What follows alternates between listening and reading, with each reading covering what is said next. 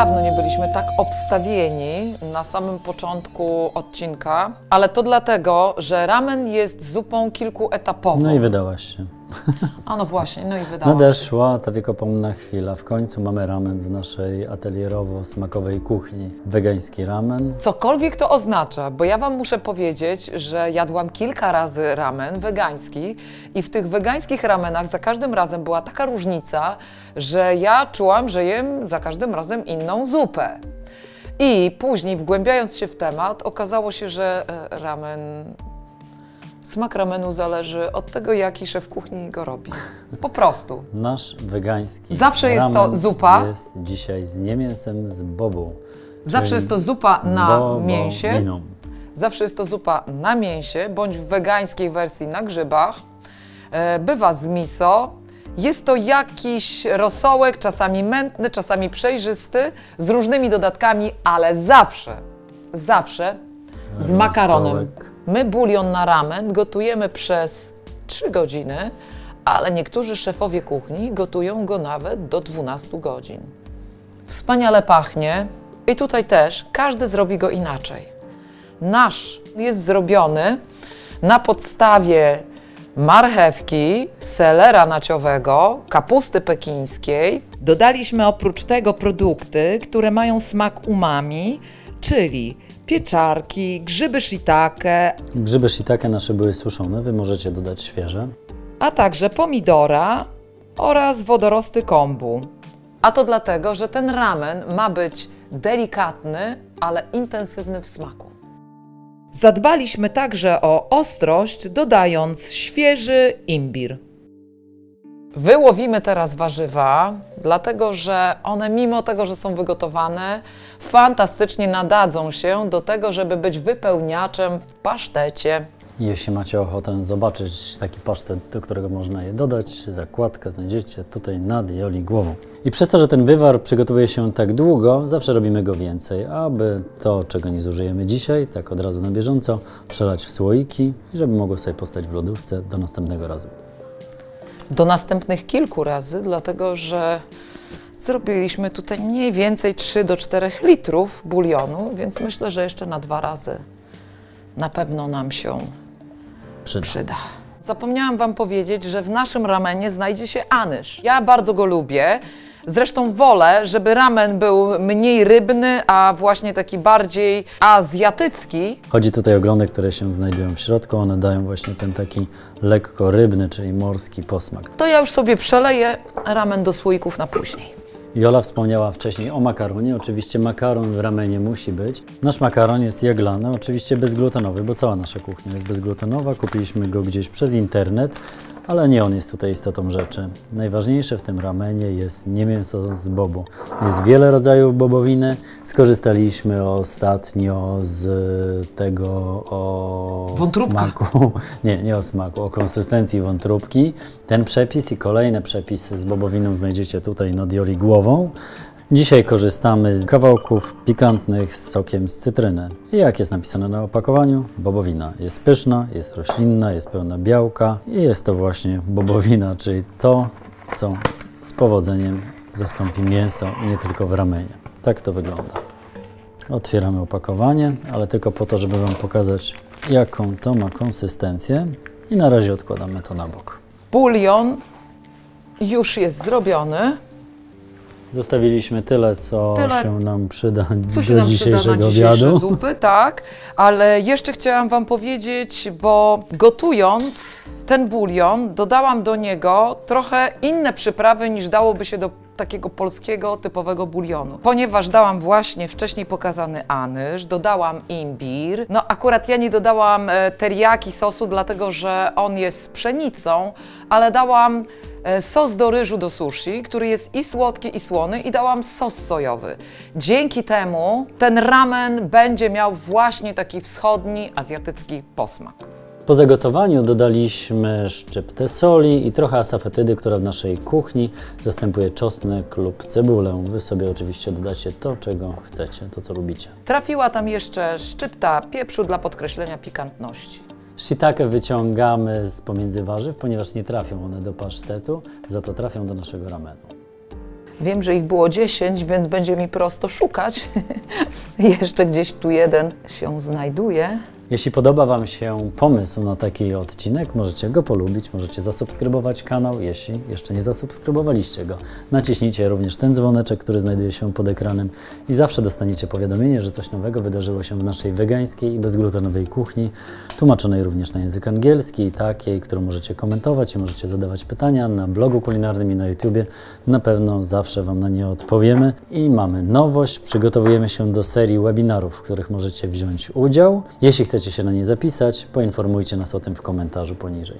W tym momencie skorzystamy z patelni, ponieważ trzeba podprażyć sezam. A ja zajmę się krojeniem gorących grzybków shiitake, ponieważ zaraz poddusimy je w słodko-słono-kwaśnej zalewie, a raczej wgotujemy ją w te grzybki, żeby były smaczniejsze. Garnek z bulionem zdejmujemy, przekładamy na bok, bierzemy mały garnuszek, Rondelek. Nawet rondelek. damy go tutaj, Właśnie. tu sobie postawimy wodę do gotowania makaronu. O! I to jest ten moment, kiedy możemy zacząć gotować nasz jaglany makaron. Zgadza się? Myślę, że zaraz już będziemy mogli. Też chodzi o to, żeby on nie wystygł. Bierzemy połowę chili, gdyż chcemy, żeby ramen był ostry. Weźmiemy sobie moździerz i my tutaj mamy taki fajny moździerz. Które stłukła nam Twoja siostra. Który tak, dokładnie, ale nadal z niego korzystamy, nie będziemy siostra wyrzucać. nie ma 3 lat. Nie ma 3 lat. Wrzucamy chili i zrobimy sobie taką swoją pastę chili. Dodamy do niej odrobinę oleju sezamowego, odrobinę sosu sojowego Tamari w naszym wypadku, bezglutenowego. i troszeczkę sosu do ryżu słodko-słonego i kwaśnego przy okazji. I teraz troszeczkę rozetrzemy. Ja myślę, że Mirek będzie się modlił później, żeby nie dostać Już się modlę. kawałka z chili, ponieważ on jest taki mało ostrolubny. Ja bardziej. I teraz Sezam się przyprażył, ściągamy go z patelni, przesypujemy na ten sam talerzyk, z którego go wzięliśmy przed prażeniem. Pięknie przyprażony. a do rondelka wlewamy pastę. No jak widać w ogóle to nie przeszkadza, że robimy to rączką. Nie, absolutnie rączki w kuchni są zawsze 20 razy wymyte podczas robienia jednej potrawy. I dorzucamy pokrojone grzyby shiitake. Możemy dodać jeszcze odrobinę sosu sojowego, żeby były bardziej esencjonalne. I sosu do ryżu. I teraz będziemy podgrzewać, aż grzyby wchłoną cały sos. Włączamy palnik pod patelnią, nalewamy olej sezamowy i od Nie razu, musimy go dawać dużo, dlatego bo w bobowinie już mamy i tłuszcz, i smaki. i od razu wrzucamy bobowinę, która jest w idealnych kawałkach. A te, które są trochę za duże, zaraz rozpadną się na patelni. Nie rozpadną się, ale zawsze można pokroić. Od no, ja tego myślę, mamy noże. Myślę, Ten że ten będzie jeden dla ciebie. możesz. Dobrze. Ten będzie dla ciebie. Ja myślałem, że go rozpadniesz. Nie, on się tak nie rozpadnie. Właśnie bobowina jest tak sztywna, twarda. Właśnie ona fantastycznie przez to imituje mięso, ponieważ jej struktura jest bardzo zwarta. Tylko chwilę przysmażymy, a zobaczcie, już smaki fantastycznie wgotowały się w nasze grzyby, a woda na makaron zaczyna się mocniej podgrzewać, a to oznacza, że zbliżamy się do końca. Nie wiem, czy wiecie, ale ramen był pierwowzorem dla zupek błyskawicznych. Tych, które są zapakowane w torebkach i mają niezbyt ciekawy skład. Nasz ramen na pewno skład ma ciekawy, dobry i zdrowy. Jeszcze wlewam odrobinę tego oleju sezamowego. O! I już nasze grzyby są gotowe. Można wyłączyć palnik. Chyba troszkę tutaj nadymiliśmy. Można włączyć Oj, tak. wentylator. Nie ma dymu bez ognia, a to właśnie o to chodzi, że ta zupa to jest ogień. Nie mięso z bobu już gotowe i proszę bardzo, jak się rozgrzało, Słuchajcie, kochani, to jest ten moment, kiedy trzeba wrzucać makaron. włączamy kuchenkę na 5 minut, bo taki makaron gotujemy 3-4 minuty, żeby nie był zbyt miękki, a w tym czasie przygotujemy już podstawę do zupy. Wkładamy miso do miseczek, ale ładnie się Jest to białe, zrymowało. ryżowe miso, Shiro miso, bezglutenowe. odrobineczkę smaku słodko-kwaśnego i słonawego. Czyli znowu sosu do ryżu. Dokładnie. Odrobinę jeszcze sosu sojowego. Tamari bezglutenowego. I już możemy dolewać bulionu. Mieszamy. No i jak widać nie ma już pięknego, klarownego bulionu. Ramen wcale nie musi być klarowny. Bywa różny, bardzo różny. Bywa czasami klarowny, czasami bywa mętny. Wszystko zależy od tego, co ludzie, którzy go jedzą, lubią. Jego smak również bywa różny w zależności od dodatków, które w nim się znalazły. Zabieramy garnek z makaronem i przelewamy. Dzielimy makaron na 2 miski.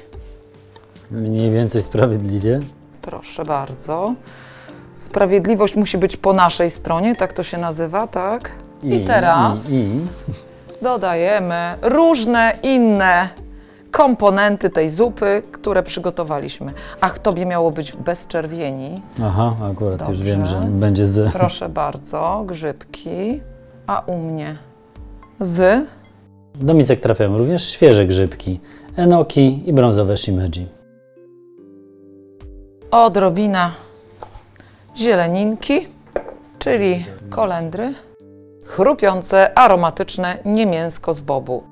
Tych, którzy Gdynię mają po drodze, zapraszamy na warsztaty kulinarne oraz do naszego bistro. A tych, którzy mają do nas daleko, być może zainteresuje nasz sklep internetowy. A na ateliersmaku.pl znajdziecie dokładny przepis oraz informacje o terminach warsztatów kulinarnych. Jeszcze możecie Odrobinę. dodać trochę kiełków. My dajemy kiełki roślin, które są ostre. Tu jest akurat lucerna, rzodkiewka. I jeszcze sezam na koniec. Można jeszcze dodać trochę oleju sezamowego, ale moim zdaniem my daliśmy go tu już wystarczająco. Smacznego, na zdrowie I ramen. i biegnijcie do sklepu po bobowinę.